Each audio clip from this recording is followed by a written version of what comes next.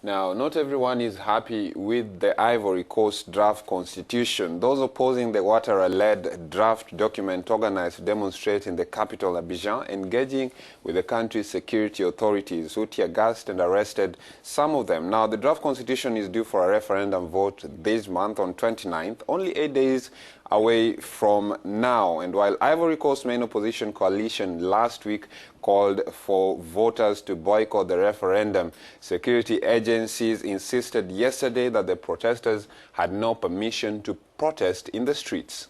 And for the different conflicting political representatives, President Ouattara must withdraw the new draft constitution, which they describe as unfair. One of the sensitive contents in this document is the condition of eligibility to the presidency of the Republic. For President Ouattara, it's about putting an end to the issue of Ivorian citizenry, which has poisoned the life of this West African nation for more than a decade, plunging it into a civil war.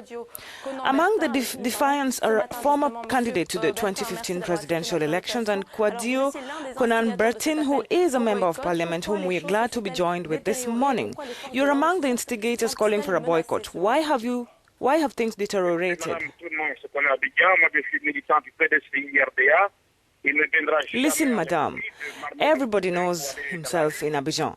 I'm an activist of the PDCI-RDA party.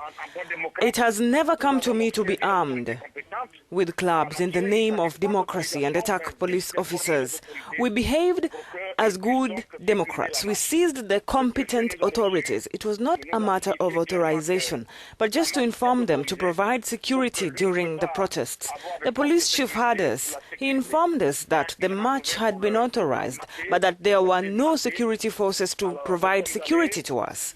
We were there and armed to mark our difference, to express our refusal to this referendum.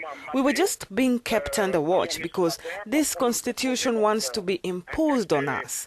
Several leaders have been arrested, although they were subsequently released.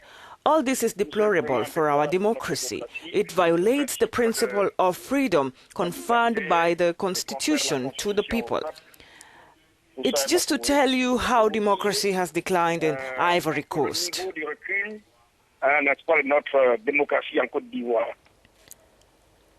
Mr. Bertin, you are condemning this draft that will strengthen a social breakdown. The people are sovereign. They just have to adopt a constitution of their choice. It's because he cannot exert power conferred to him to an individual, and this last one cannot be substituted. Ouattara appointed a committee of experts who have not earned the favor of Ivorians. They worked on a constitution that we have following its adoption in Parliament. I believe this assembly was not competent enough to adopt a constitution and even less to participate in its development. It would therefore have required a constituent assembly. The people upstream and downstream were not associated. Today they are talking about 2 ballots for the referendum. It's a decline in democracy. Why 2? Whereas 20, 30 years ago it wasn't the case. For us, it was a breakthrough. We are pulling back. What are we hiding? What are we looking for? All that is suspicious. Ivorians are in doubt. The people of Ivory Coast don't want to feel expropriated of everything the world has. Its sovereignty?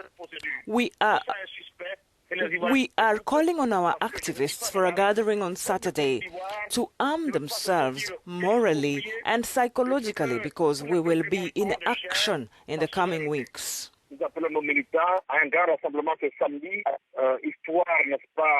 De les réarmer moralement et psychologiquement, de les préparer, parce que toute la semaine qui suit, nous serons en activité et en action. Thank you very much, Mr. Kwadio. That was Mr. Kwadio Konan talking to us from Ivory Coast in Abidjan. He's an Ivorian MP. Well, if you want more of these stories, log on to africanews.com. But for right now, we're going to be back with a look at what's